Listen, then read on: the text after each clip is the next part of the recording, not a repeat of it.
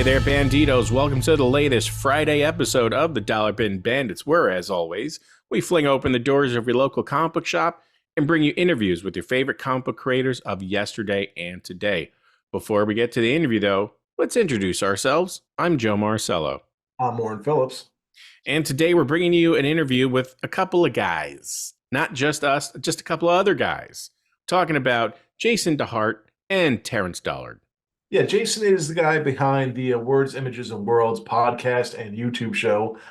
Show similar to ours. He does a wonderful job on that. And Terrence is actually he's the king around here because he has a show on PBS in North Carolina called Comics Culture, where he talks to big name comic people.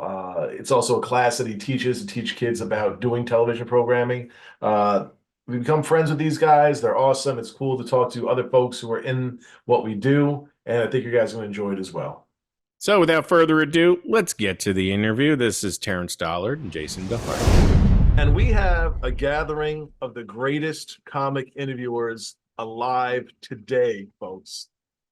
I'm talking about Mr. Jason DeHart from Words, Images, and Worlds, and I believe Professor Terence Dollard from the hit TV show Comic Culture. Thank you guys for joining us. Thanks for having us. Me. Such a pleasure. So we kick it off with all of our guests the same way, and we ask how you guys got into comics. Do we go alphabetically? Go for it. Do we draw straws? Fight it out. We're waiting for some conflicts. Yeah. Rock, paper, scissors? Yeah. Blaster. Well, I'll dive in there and just share that at 7 years old, I got sick. I was in the hospital, double pneumonia, croup tent, the whole thing. And I discovered a character and film series and all of those things.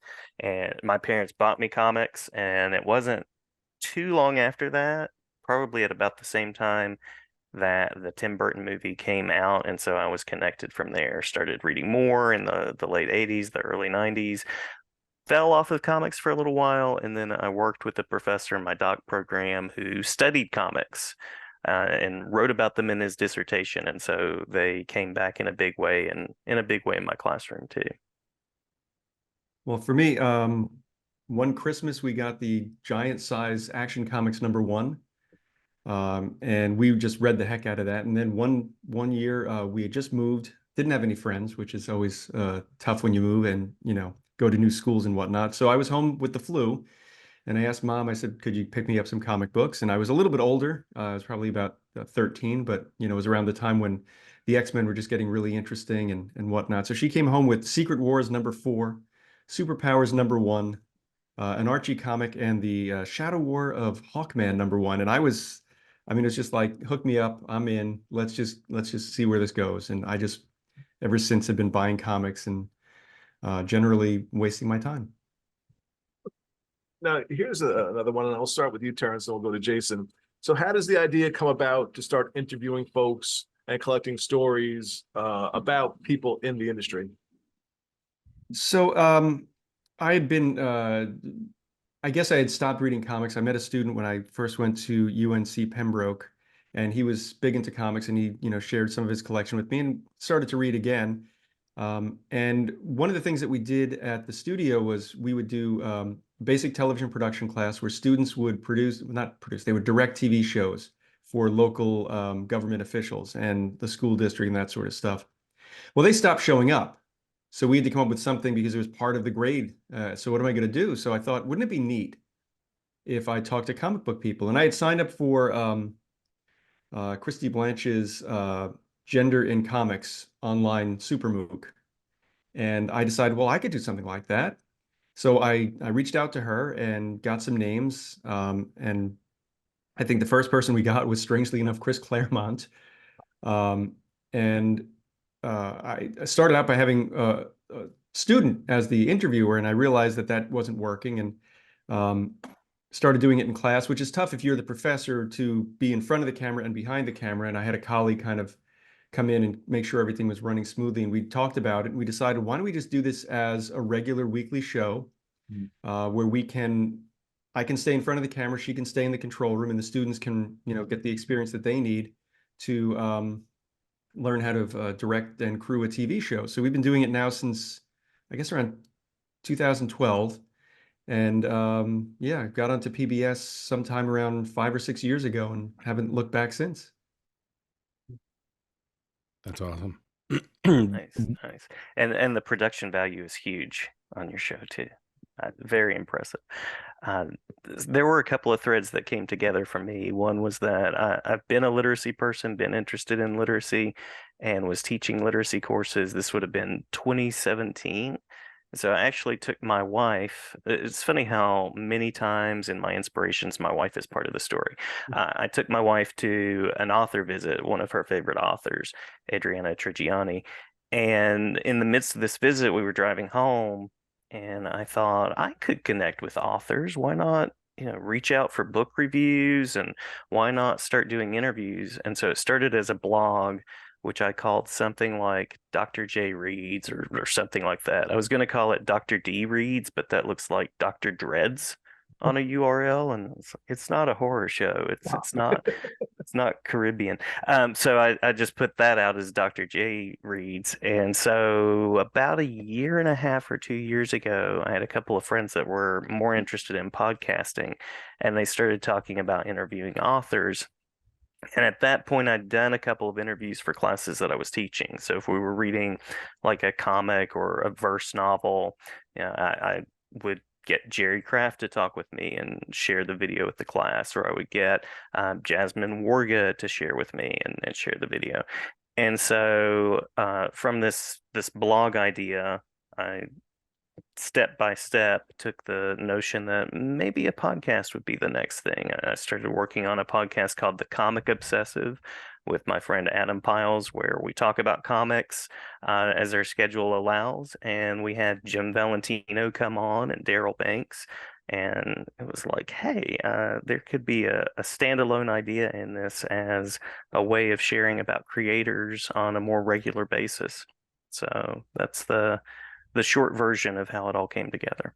Are there some guests that you just can't believe that you've actually had a chance to interview that you've gotten?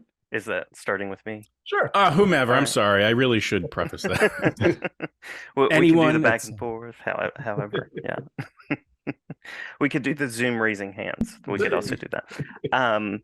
Yeah, I mean, from the beginning, I was surprised, and it's so easy to send a message out or to send an email out and just go, oh, yeah, you never know. But when Kelly Jones responded to me the first time, and I thought, oh my gosh, this is the guy that designed this crazy cool version of Batman that I read, and continues to do this amazing work. That was a big moment.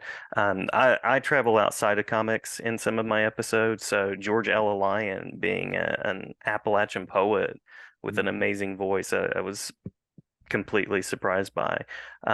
J.M. DeMatteis just talked with me, and to have people, Jeff Smith over the summer talked with me for a little while, to have someone who's made this mark, and they're incredibly busy and have multiple deadlines that they're trying to meet, and to have someone reach back out and say, sure, who are you? Let's spend some time together. Absolutely. It's always incredible. And so, yeah, it's a constant thing. It's kind of that question when you ask a writer, when you get that page back, are you surprised by what you find? Creating those invitations, you never know if people are going to answer, if they even check their messages. So just a continued bliss in it. Yeah, it's tough because you're sending out something to a stranger and hoping that you don't get sent to their junk file or don't get just deleted right away because it's, would you like to be on TV?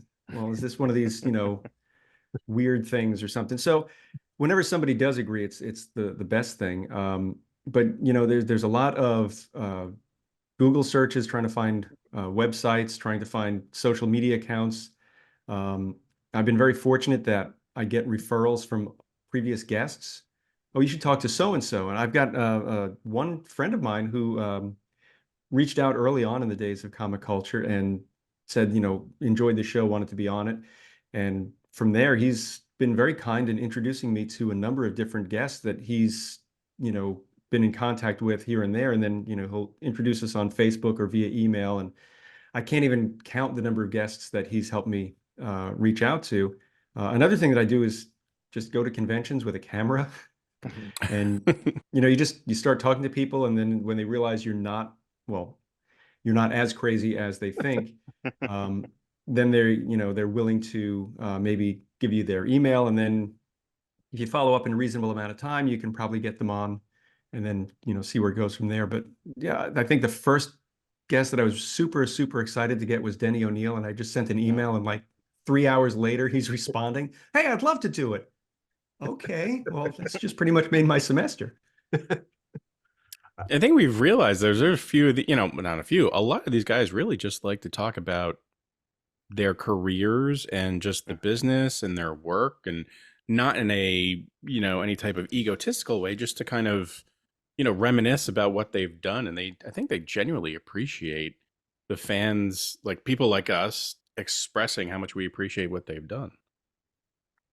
I'd also like to add that Terrence has also gotten John Romita Jr., who's sort of the, top of the mountain. So that's pretty sweet as well. So that being said, I'll start with you, Terrence.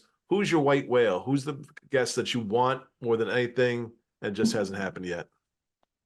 Very, very jealous that you had Roger Stern on the show. For years, I was trying desperately to get George Perez, and unfortunately, that won't ever happen. John Byrne would be another person to get. Those would be but John Byrne just does not do interviews. And I've spoken to Howard Mackey, who said, "Oh yeah, I'll talk to John about it." And I don't think he'll say yes. I'm like, yeah, but at least say my name. And as far as John Romita Jr. goes, legitimately for years, my sister would say, my karate sensei, he's the personal trainer of some Spider-Man artist. And I said, "Oh, what's his name?" And I don't know. So finally she's like, "I think it's John Romita." I said, "Oh, cool. If he ever wants to do a show, let me know." So he ends up coming to Heroes Con in Charlotte. And I went up to his table, and I was lucky enough he was going to be on a panel that I was going to moderate. So I was introducing myself, and he was busy. And I said, "Do you know so-and-so?" He said, "Yeah, that guy's my trainer." And by the way, that's the worst John Romita Jr. impression, but he sounds a lot like Tony Danza to me. Straight out of Central Cast. And so after that, just because we kind of knew the same person a little bit, that was how it worked out. And then, if you do a panel with somebody, you can kind of schmooze them. I like that. Schmoozing always works. True. Jason, how about you? I would probably travel back in time, at which point I'm sure if I said the word podcast, people would not know what I was talking about. And I would, yeah, I would probably talk to like Mike Paraback, probably. He was the first person that when I started really noticing names in comics and particular styles, I would love to have featured him and gotten to know him a little bit, and just had such a vision for creating and such a fluid style. So it would require some technology and perhaps some magic, but that would probably be a person that I would talk with. But there have been also so many people on sort of the white whale list that have been kind enough to respond that I'm already approaching it with gratitude. So, but he's one definitely unique and a force.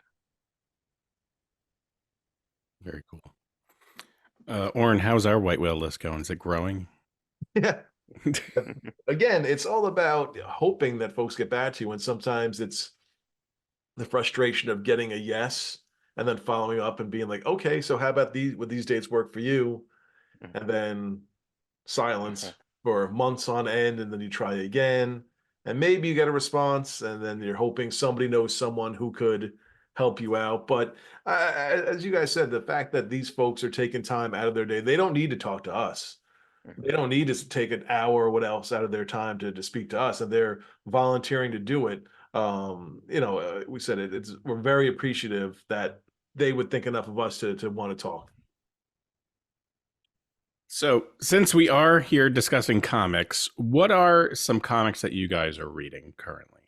And I will start with Terrence. Well, that's a terrible question to ask. I live in a sort of a comics desert. There is a comic shop, but the owner was not particularly nice. We used to do a comic book workshop, and I really shouldn't trash talk somebody, but I will. Yes. But so we brought these kids in, and they some of them were on the spectrum and very enthusiastic to be in a comic shop, and he just was incredibly unkind to them, and that to me is the antithesis of what a comic shop experience should be. So I haven't gone back in 7 or 8 years, but when I do go and buy comics, it's usually going to be a trade somewhere. Um, or it's going to be, go to the long box and just dive into something at a convention for $1 or $2. But I will read anything that has Superman on it, assuming he still has the red trunks on. Fair enough. Nice. Jason, I just finished a revisit of Just Imagine if Stan Lee created DC. It was, yeah, interesting book to dig back into. And typically, my ideal reading time is right before bed because I read a lot during the day with students and in different contexts. And so I'll have a list of comics that I'm kind of bouncing back and forth between on. Was rereading Dan Didio's Phantom Stranger a little while ago. Checking out a couple of the Marvel titles that are out. The series that I'm in the middle of right now are David Pepos's Punisher, which I've really enjoyed, and DG Chichester's Daredevil Black Armor. So checking those out. But I'm always reading something, pulling in something, and exploring and checking out new comics. Some of the indie comics that are out in the world are really interesting too to dig into and explore. Noticed you all had correct-handed comics on recently. Dave Whalen, so I've been checking out some of that work. So, Oren, before you move, I just a quick question. So I know, nowadays comic book shops are few and far between, or certainly harder to find. What are your thoughts on digital comics? Anyone? Jason? Convenient access. I love that I can go and pull in items for a read. There is something about the traditional opening up the package, reading the page, feeling the page on your hands that I still really appreciate. The newspaper print of an older comic, or the glossiness of a new comic sometimes too. But the access is really nice. The controlled view is kind of interesting because part of comics and enjoying comics is getting to like kind of dive through in the way that you want to and take the panels, take in the whole page, and then zoom in. And maybe it's just where I'm middle-aged or something, but looking at an entire page on a screen, like a Kindle screen, doesn't really work for me. So that guided view is kind of interesting. It's almost more like an animated film to me sometimes than like a traditional comics reading experience. Yeah, I'm not a fan of the digital only because I'm on a screen most of the day, whether I'm, doing something in Word or editing or the stupid phone that's part of our lives every second. So if I'm going to sit down and read, I do enjoy just pulling up a book from something and just looking at that. And yeah, because then it's just a way to say no to work, I guess. Because there's always a distraction. I can go look on my phone at an email and worry about some student, or I can read a book and, pretend I'm a normal person. Makes sense. I want to bring up something that Jason just touched on, and it's something that we've all kind of covered. It's the rise of the independent comics, the crowd-funded comics, either for amateur writers and artists or well-established amateurs. I'm sorry, artists and writers. Terence, I'll start with you. Do you think this independent boom is the future of the industry?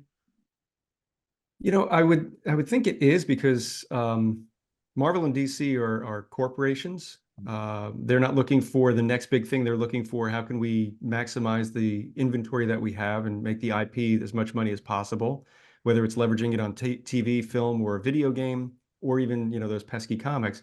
But if I'm a guy like, Mike Grell, who's got a project that he wants to do, DC's not going to give him a chance to do that. But if he can crowdfund it, he's got enough fans out there who are going to spend, 10, 20, 50, $100 to help him do that. And then when you have I'm a big fan of Monica Gallagher. She was based in Baltimore. Now she's in Texas. She did a series called Assassin Roommates, and she's now using Patreon to pay for her time to continue that series. It was on Webtoons, and after their contract expired, she got the rights back and is doing it that way. So I think if you want to read something different that has a more of an artistic say, I think crowdfunding's the way to go. And the fact that you and I can contribute to the projects directly that we like it's empowering. We don't have to wait to get something and then complain about it. I know when the new 52 came out, I was upset because, what are they doing? And then I realized they don't care about me. They care about who their perceived customers are. So through crowdfunding, I'm able to get the comics that I think I'll enjoy by supporting the creators of the concepts that I think are really good.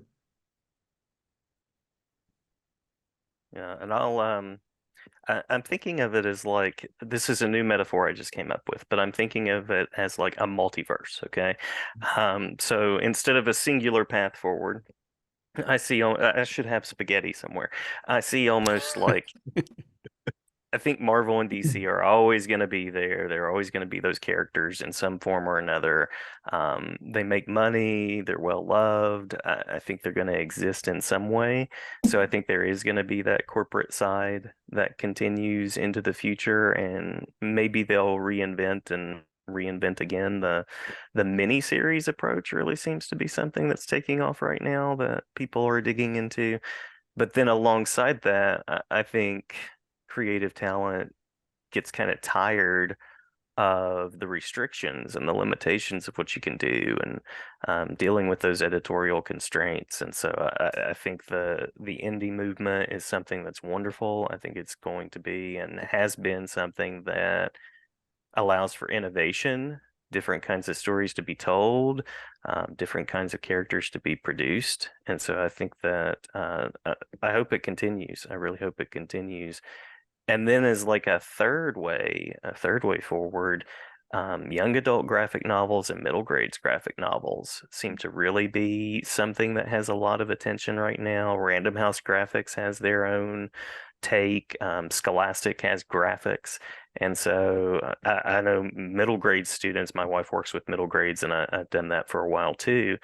They eat them up. And so there's almost like this three avenue forward kind of thing of, hey, you like the standard superhero kind of stories with maybe a twist here or there. These are the comics for you. If you like maybe some bolder vision, some innovation, these are the comics for you. And if you like graphic novels that are going to capture the interest of kids, then there's also this. And I think if DC and Marvel are smart, they'll start to notice those other like two lanes and try to pull into them a little bit more than they already are. That was one of the things. I went to Baltimore Comic Con this year for the first time ever, and I was pleasantly surprised to see what they are doing to encourage the next generation of comic readers with sort of an artist alley for all ages creators. And they had an event where if you were so inclined, you could go around with like a scavenger hunt sticker search and go to the different creators, and they give you a sticker, and you could get a freebie or something like that, or see what they were doing. And it was just the greatest thing in the world. And most of it is stuff that you wouldn't expect. There was one woman who was doing comics for neurodivergent readers who might be going through a similar thing that she went through, and she's using comics because she found it was therapeutic for her, so maybe it'd be therapeutic for someone else.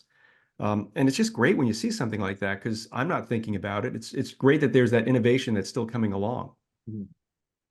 Oh, yeah. And what a way to grow readership. I mean, I don't even know what kind of reader I would be now if graphic novels existed like that when I was a kid. So it's great ground. And I hope those readers grow up and find some of the cool things that we all enjoy too.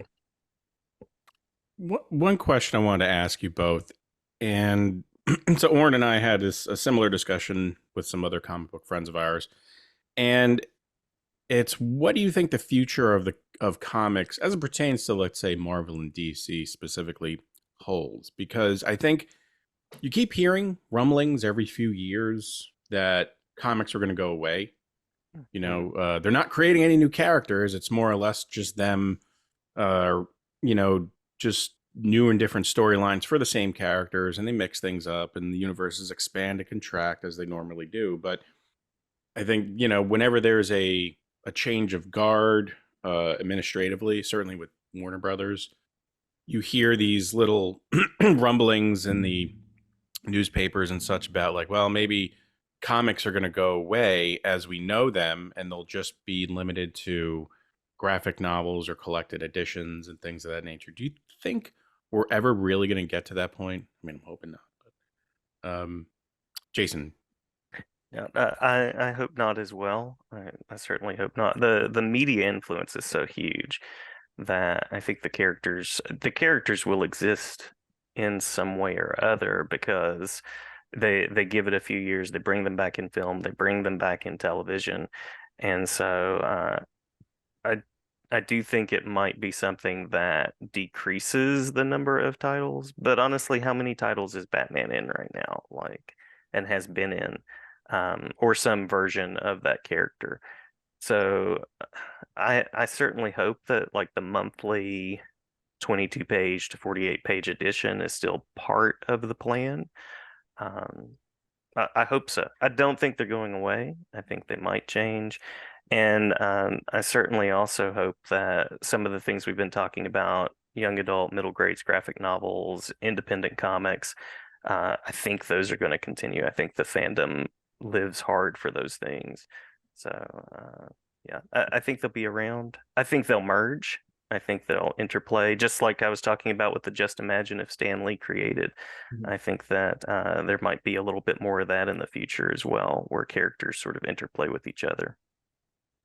But hopefully they will exist and continue in some way. I think a lot of the issues that they're having, and again, it's just an opinion, but I mean, they do seem to be writing for the trades. So if you are reading a 22-page book each month, you don't necessarily have that resolution where, you might have picked it up, with Dan Jurgens' Superman, even though it was part of the Shield era, where you would, have to read the next week's story in Adventures of Superman. You could at least have a satisfying conclusion for what was going on, even though those threads were still there. And I don't know if that's what you're getting with a book that's designed that it's going to be 6 or 8 issues and then collected to tell the complete story. So I think that Marvel and DC have to kind of figure it out, because I think if you're looking in terms of what the cost is to generate this IP, it's nothing compared to making a motion picture or a TV show. You could probably do an entire month's worth of books for what a single episode would cost. And that's, what, 50 books or 48 books a month or something like that. And you're probably still going to have some money left over because it's going to go mostly to editorial anyway. So, I think that the idea that you could maybe put it into a collected edition that you sell 4 times a year instead of every month, maybe that is something that they consider. It would be sad, though, because there was always that joy. You go to the store, maybe getting out of the comic shops and just getting back to, I mean, DC tried to do something with Walmart a few years ago, maybe going back to trying to get into a retail institution so a kid can just have that impulse buy instead of, Pokemon deck or something like that. They would say, let's get this issue of one of the, I guess, 30 or 40 issues of Batman that they come out with every month. I love that feeling that I had as a kid going to a spinner rack, and it could have been issue 3 or issue 17 or whatever it was, and it was fine. If I didn't find it the next month, that was okay, because somehow I made it work creatively as a reader, and those stories worked on their own. Secret Invasion issue 3 was one of my first comics, and it worked on its own for me as a reader without knowing anything about the first 2. So here's my thing. We're obviously all interested in the history of comics, or else we probably wouldn't be doing this. We want to find out how these comics are made and all this and that. So here's my grenade. Can we ever talk about Stan Lee, Steve Ditko, and Jack Kirby and the creation of Marvel without the internet turning into World War III? Terrence. So I am reluctant to make certain comments about my opinions on certain subjects, simply because, well, one, everyone's got an opinion. It doesn't mean that mine's more valid than anyone else's. But for example, I'm not a big fan of the Snyderverse. Your mileage may vary. I didn't like the fact that Superman in the first Man of Steel movie killed a guy. I didn't think that was appropriate. I know that Superman, there's been this issue and that issue. it's not my idea of what a Superman should be. Okay. Having said that, why are people so upset if I don't like something or if I do like something? It just seems like we could all just say, hey, it's something you enjoy. Great. Knock yourself out. So I don't know why people get so upset if you say Stan Lee was wildly influential. Yeah, but Jack Kirby really did this. Great. But, you take a look at Stan without Jack, you take a look at Stan with Jack without Stan, and you kind of see, well, Stan had a pretty good track record with Ditko and Ramita Sr. and with Buscema and George Tuska and all these other folks that he was working with. Jack Kirby didn't really write all that great of a story. His New God stuff it needed somebody, I think, in my opinion, to kind of squeeze him into a box so that way he could focus on one particular thing and then make it great as a result. He had like a million ideas and every issue was a million more. So I think that, it's like the Beatles. I really enjoy Paul McCartney's solo stuff. George Harrison's solo stuff is great, but, on that rooftop, man, that was something special when it was the four of them. So, again, your mileage may vary, but I think we can all just stop with the anger. Mm-hmm.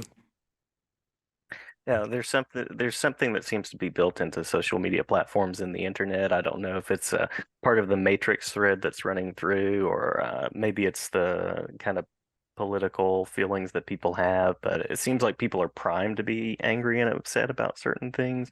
And I'm definitely more of a centrist. I love Instagram because I can just look at art on it and I don't have to get into a long thread.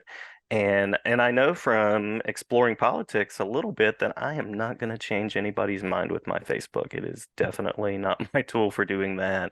It's a way of spending a lot of time typing comments out throughout my day and then being frustrated in the evening. So as far as the Stan, Jack, Steve Ditko debate, I don't have the final answer on that at all. I do think I appreciate what each of them did. I appreciate what Bob Kane, Bill Finger, those guys did, Jerry Siegel, Joe Shuster.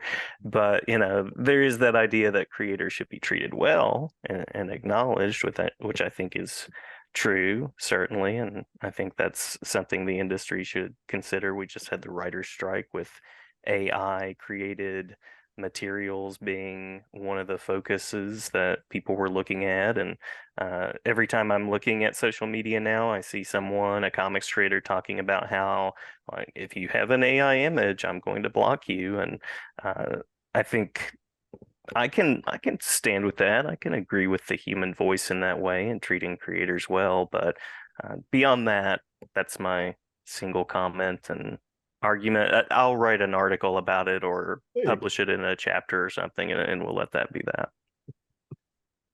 And before I start getting inundated with email, I think Jack Kirby was a genius and we wouldn't have the Marvel Universe without him. So I do want to, I was just speaking, rhetorically, please. I have no opinion at all. Yeah. Look, they all played their role, right? They all had their part, and without one, you may not have had one thing versus the other. Like it was all one cohesive unit. I was just gonna say my frustration comes when it's people speaking on their behalf who didn't know them, who never worked with them, who are just making up their own ideas in their head from what they've read about their personality and how they felt about this, that, and the other thing. I think that's why it's important. Like we just spoke to Jack Harris, who worked with Steve Ditko. This is someone who knew Steve Ditko and could talk about his personality and the man himself, not someone who read about Steve Ditko and is going to say, oh, Steve did not like working with, Stan, because you weren't there and you don't know. Well, that's a very cool thing of what we do too, is to hear someone say, oh yeah, that time I worked with this person, and you're tracing the degrees of separation that you now have to get the story from somebody that was there, which is always nice. Could I ask you a question here? It's going back to this whole social media thing.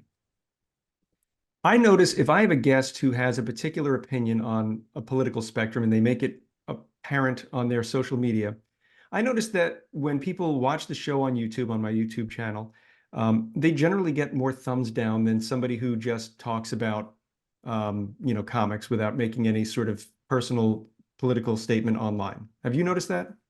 Yeah.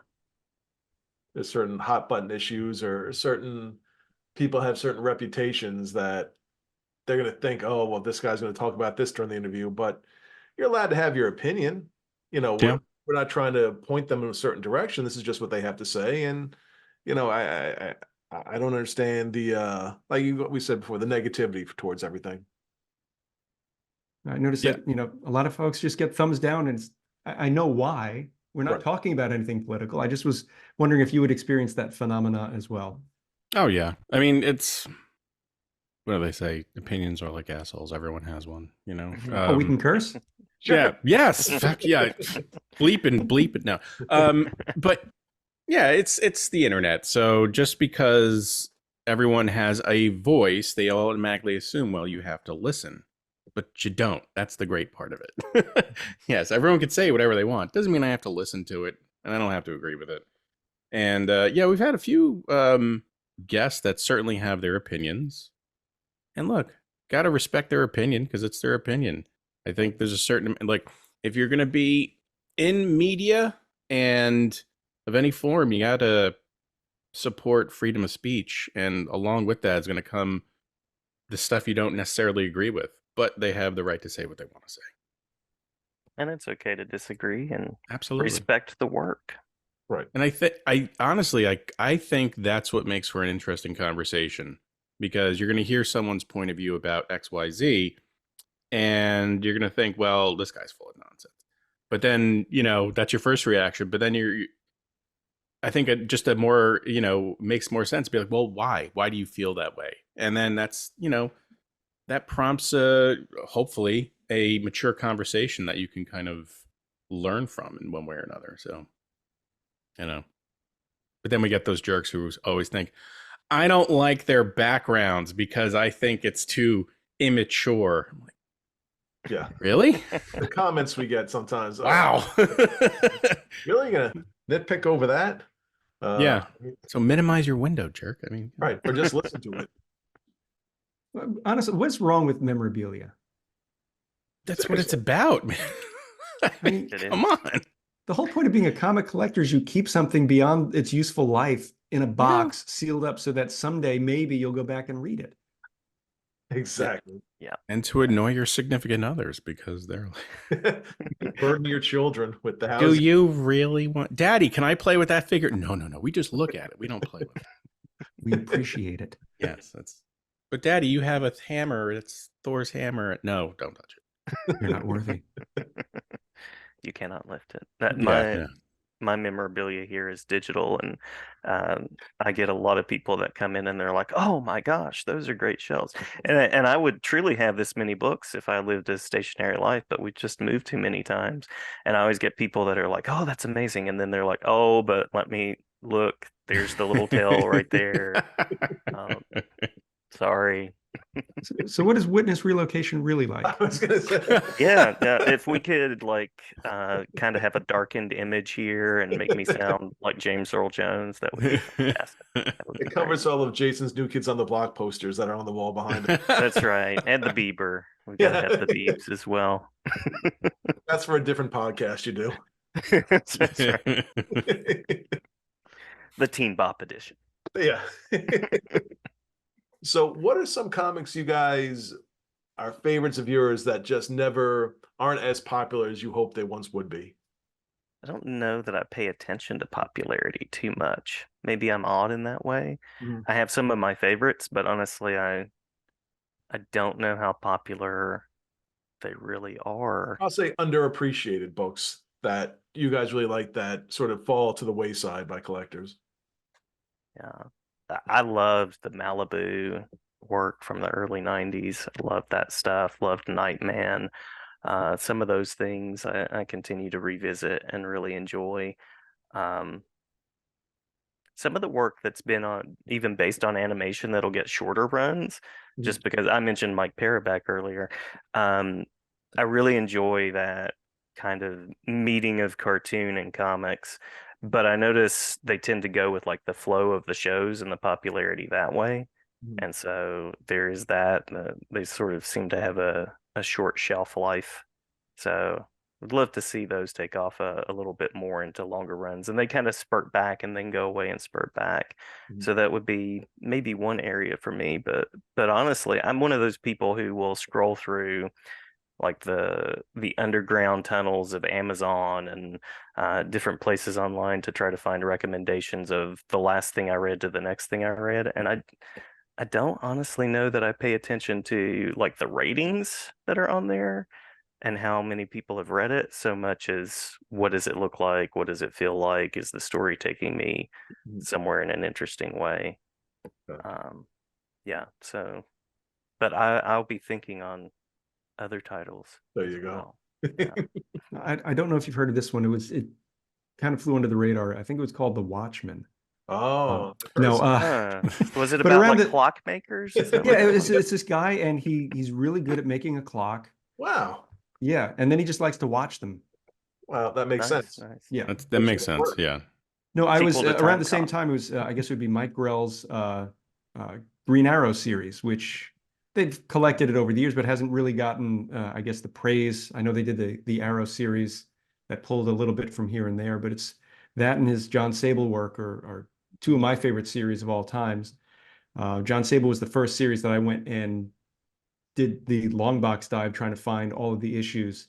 And that's when I decided I had to be a completist. I had to, even the ones that he didn't draw or write towards the end of the run. Well, I've got to have them because, so that's one of the few series that I kept. After we moved to North Carolina, we brought the comic collection down and it was, I don't know how many long boxes. And I'm just like, do I really need this issue of, 90s Hawkman? I didn't really enjoy reading it when it came out. And then I pull out all 36 issues of it. I'm like, and it just takes up space. So I kind of would get rid of stuff like that. But the ones that I really liked were, ones like, Sable or the Green Arrow books. Another one that I really enjoy, I came across at Ollie's discount store. They had a bunch of DC books, and they had Paul Kupperberg and Carmine Infantino's The Daring New Adventures of Supergirl, which I just picked up because it was like $1. Mhm. But Kupperberg's stories are so good at combining superheroics and what a female demographic might want to read. So it had, soap opera sort of storylines woven in, and Carmine Infantino and Bob Smith, Bob Oskner's inks just made Carmine's awkward art look a lot prettier than it deserved to look. Mhm. And it's one of those ones that came out when they had the Supergirl series on the CW. Mhm. But for a couple of bucks, it was a great way to spend a few hours reading through it and enjoying the interpretation of the characters. And I think it just flew under the radar because the movie came out with Helen Slater and just Right. killed the character. Just a quick question for you, Terrence, because I'm a Sable guy too. How are the Marv Wolfman run on Sable? Because I know after Grell left, there's a bit of a gap, and they said, "Oh, Sable's coming back," and it's a whole different team. I have a few of those, and the reason why I have a few of those is because I didn't feel that I enjoyed the story. Gotcha. So, I mean, Grell has his own style, and Wolfman has his own style, and I don't think I would appreciate anyone else writing the new Teen Titans other than Marv Wolfman. So, Gotcha. I'd also just like to note to everyone, as we said before we went on, Terrence's jacket is phenomenal. Do you wear that in public? I just wear this all. No, this is the first time I wore it. I got it for my birthday. Jason, you mentioned that your wife is your biggest supporter and inspiration, and mine is as well. And she was the one who encouraged me to reach out to PBS to try and get our show on their platform here in North Carolina and on their website all over. And she purchased this for my birthday a couple of years ago, and it's been in the closet. And when something goes in the closet at the house here, I forget about it. And she's like, "Hey, why don't you wear that jacket tomorrow?" And I said, "Brilliant." So I took it out, and It's great. it's cold here in North Carolina. We were in the 20s right about now. Mhm. And if you live in the South, they didn't put insulation in their homes back when they built them. So this jacket's actually keeping me warm. I think it's the high polyester content. So They usually do. I think I'm insulated pretty well now. And you can burn your old Wolfman, your old Hawkman comics to keep warm if you have to. Well, I sold There those you go. along That's with my how you Martian afford- Manhunter. That's how you afford the Millennium Falcon behind you. I find if you volunteer in your community, good things happen, not only for your community, but for you as well. So I volunteer at the Habitat Restore, and you come across things there, and one day the Millennium Falcon came in, and here it is today. Nice. So It looks like it's in relatively good condition. it is in showroom condition. It even had the stickers on it. So some kid got it and then just like decided to be a nerd and never played with it. Is that like original version or like one of the reissues from like maybe like a newer? It might be from the Empire Strikes Back era. Oh, okay. Very cool. Is that a Rocketeer next to you, by the way? Yes. I thought so. Yeah. Shout out to the Rocketeer as well. Good eyes. Good spot on that. Gee whiz. Try. Well, gentlemen, before we go, I want to say thank you for joining us here. And it's been an interesting conversation.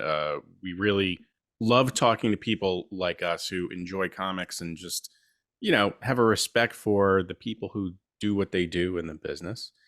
And where can fans see you on social media, online, all the good stuff?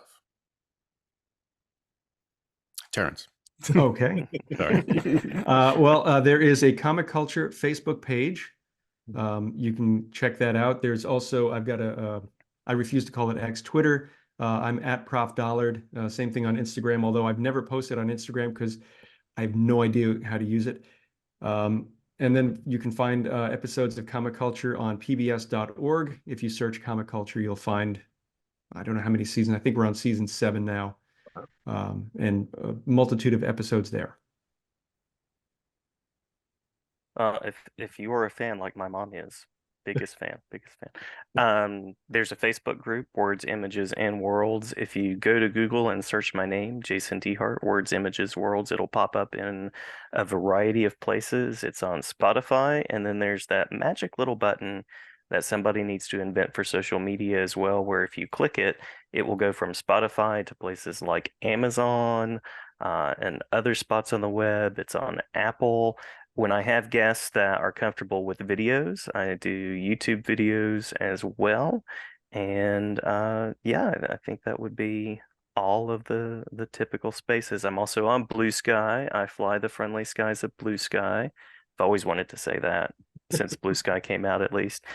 Instagram and Threads, but probably the most active spots for me would be the Facebook group. And we are back. This is a fun interview. I like talking to these duos of contributors and comic book creators. It's great getting to see the interaction with these two guys and hear about their careers and learn about their work. It was fun talking to them, and I think we made a cool connection here. Dare I say it? In terms of future interviews with us and them. So this is great. Some people call this the stud stable comic book interviewing and podcasting, and I'd have to agree. I mean, that makes complete sense. The 4 of us are the elite, but in all seriousness, they're wonderful guys. We had a great time. And folks, April 27th, April 28th, head to Ithaca, New York for Ithacon. Go to ithacon.org. This year's guests include Walt Simonson, Louise Simonson, Bill Anderson, our buddy and pal Don Simpson, Roger Stern, and many, many more. So make sure you head up to Ithaca, 27th to 28th of April, and we'll see you there.